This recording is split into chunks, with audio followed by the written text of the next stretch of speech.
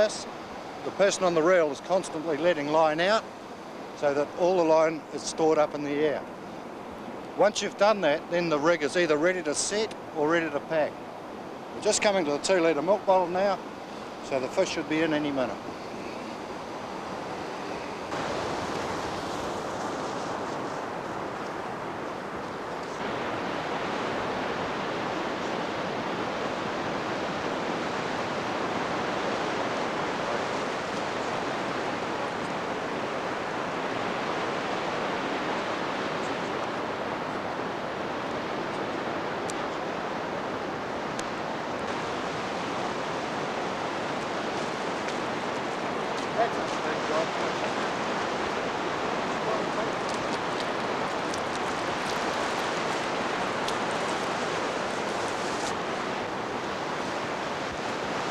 Well, this is about as big as the true spotted dogfish gets.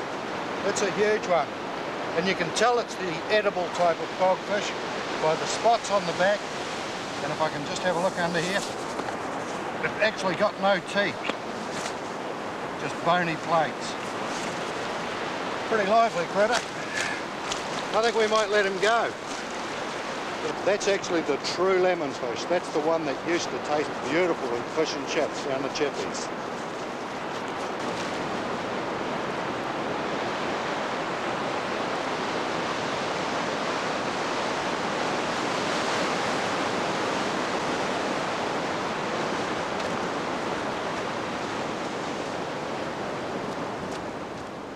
Well, every dog has its day, and we let that one go because we'd caught enough for dinner on the previous set.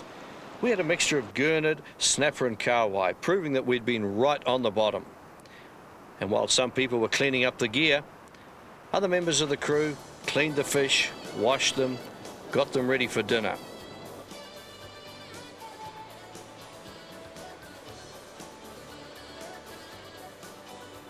Oh, that looks good, but we've still got to pack up. The hook section is lying along the beach and the drop line is still held up by the kites. To reset it, we would rebait the traces, which is still on the line, and just release the ratchet on the reel for it to go out again. But tonight we're going to pack up, so first we remove the traces from the back end of the hook section and wind that along with the leader section onto the hand spool. Then we take the bottle off and pull down the kites and put it all away. Very important that you pack everything away correctly at the end of the day so that you're all ready to go out next time. Tonight, of course, we're going to go and check out that fish.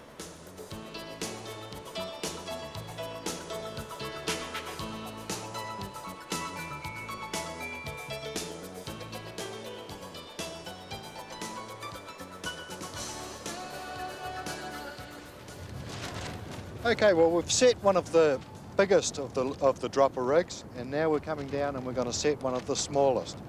This is a casting kite rig, and you can basically set it off of any rod and reel. Obviously, the higher the quality the reel is and the better the reel is made, then the easier the whole process becomes. This is a Penn 320 GTI, and I've got 800 metres of 25-pound Spectra on that, so I can fish anywhere up to 850 metres out. And because I want to preserve all of the distance on the reel for casting distance, I've actually fitted the kite line directly to the end of the hand spool. So in this instance, I just clip the kite onto the line on the hand spool. The pocket sled kites are extremely simple. They have no spars, and the kite's rigidity comes from the 2 wind tunnels down the sides, which are forced open by the air entering them. The kite's stability is provided by the drogue, which is a device similar to a windsock that applies drag to the back of the kite. In very strong winds, 2 drogues can be fitted to improve the wind tolerance of the kite. There's our 3-way joiner. We simply connect that there, clip it on, and then exactly as we've done on the big rig, we just let both go up together.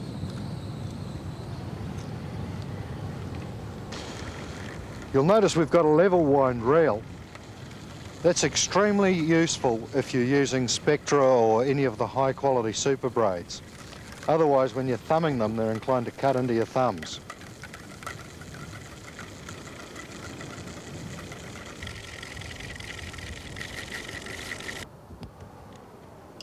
Well, we're back to the bottle cord.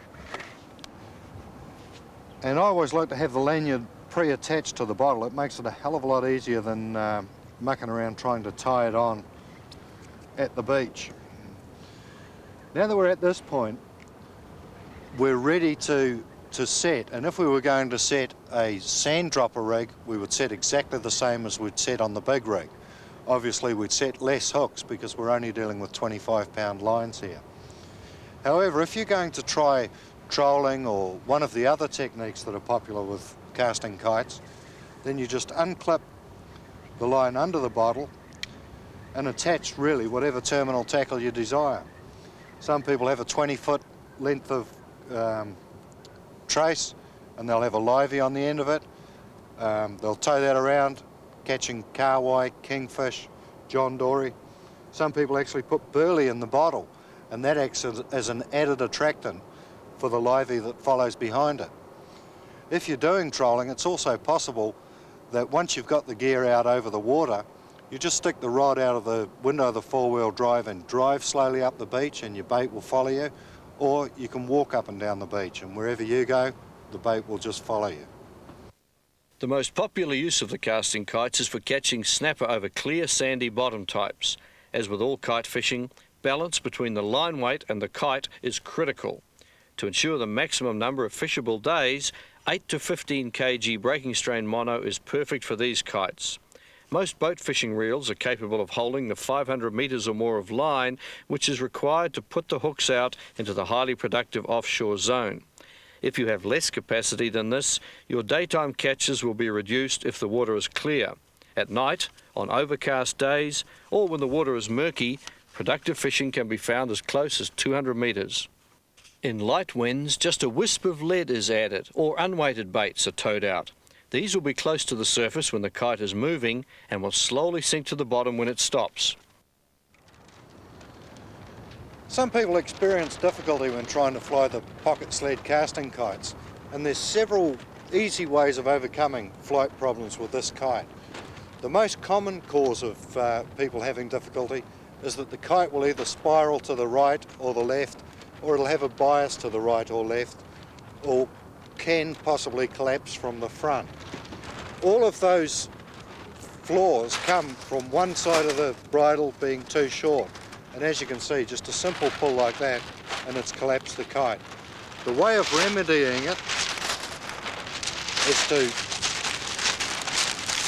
unclip the bridle on the side that the kite has the bias to and just tie one simple knot just like that, and that'll shorten the cord by about 2 millimeters on that side. Now that should bring it back about 5 degrees or correct all but the most serious errors. Sometimes you may need to put 2 or 3 of those knots in to get perfect balance. If you get the kites perfectly balanced, the large pocket sled will fly in winds up to about 35 knots and the small one in winds up to about 55 knots.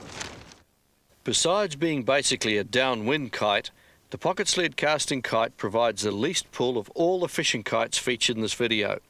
This may be great if you're using light line in a small boat reel or a surf casting reel. However, in really light winds, the kite will determine what type of rig can be used. Knowing just what these kites can do in a given wind will increase the number of days that can be successfully fished. In very light winds, 1 or 2 unweighted pilchards with no float attached may be all that can be practically set. As the wind increases, a little lead can be added, and once the breeze gets up to 10 or 15 knots, 3 or 4 hooks with 1 or 2 ounces of lead and a partially filled 500mm float can be attached. Even when correctly made up, the smaller kite rigs are more difficult to weight correctly than the larger dropper rigs. There is much less margin for error. Where 1 or 2 ounces may be the difference between over and underweighting a pocket sled rig, a big rig may have 1 kilogram or more of leeway. The rule with all dropper rigs for successful fishing is, if it stalls or the line sags too easily into the water, remove weight. And if the float bottle lifts or sinks, adjust the contents so it sits on top of the water. Using a larger bottle and filling it with water is an ideal solution on gusty days. For long distance fishing, you may need a second, smaller casting kite about 500 metres back from the large kite to prevent the line sagging into the water. You have two options. You can fish with the kite attached to your rod, or some prefer to have it on a second line which separates when you start fishing. The pocket sled kites are not really powerful enough to trigger a release clip in light winds, and it's much easier to use a lifesaver lolly to join the bottle to the line being towed out. A correctly connected lifesaver will take around 5 minutes to dissolve. This takes the line up to 500 metres offshore in winds above 15 knots before releasing the line. Pocket sled casting kites can be very productive in the hands of an expert, and they're certainly easy to use. This, combined with the fact that they will work off any rod and reel combination, or even a hand line, makes them the ideal beginner's fishing kite.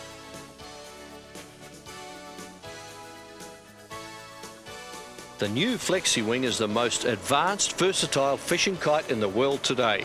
It uses space-age materials to give the lightest, strongest kite that can operate effectively in winds ranging from as little as 4 knots right up to 50 knots.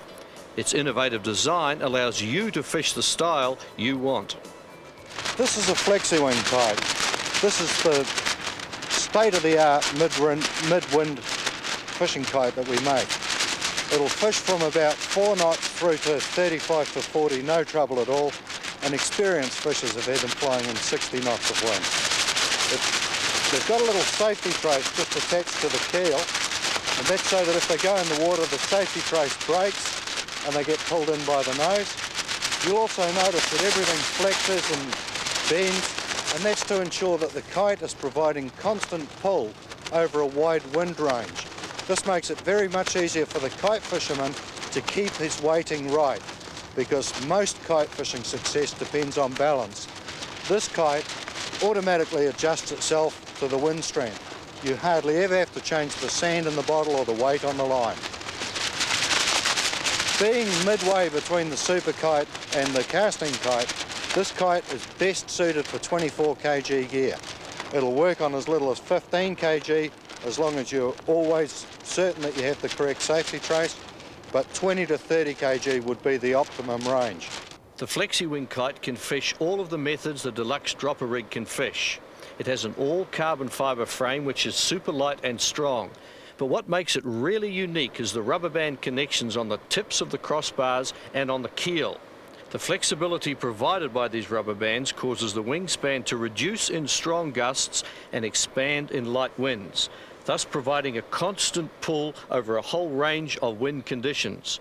And of course, you can introduce even more flexibility by fitting longer or shorter or weaker or stronger rubber bands. These kites are perfectly suited to the kite release clip and will easily cast a 10 to 15 kilo line 500 to 700 metres out in most conditions. The high-performance Flexi Wing requires a drogue and bridle to add drag and stability at all times, and this is simply connected by clipping the bridle to each wingtip. In very strong winds, the drogue should be replaced by a small lightweight plastic shopping bag connected by the handle so it acts like a parachute. Or you can add a second drogue to add extra drag and keep the kite stable in high winds. We've seen how to achieve a simple tack by tying a plastic bag to one wingtip, but the most effective way of tacking delta wing kites is to use a combination of weight and drag. A similar tack is achieved by tying a loop in the side of the bridle you want the kite to fly towards. The lighter the wind, the longer the loop. This gives a good tack in steady winds. But if the wind increases, the angle of tack also increases. And if a strong enough gust is encountered, the kite may be over-tacked to the point where it dives into the sea. Now, instead of tying a loop in the bridle, you can add weight to the side of the kite you want it to tack to. When using weights alone, if the wind speed increases, the kites correct themselves and lose tack in the gusts.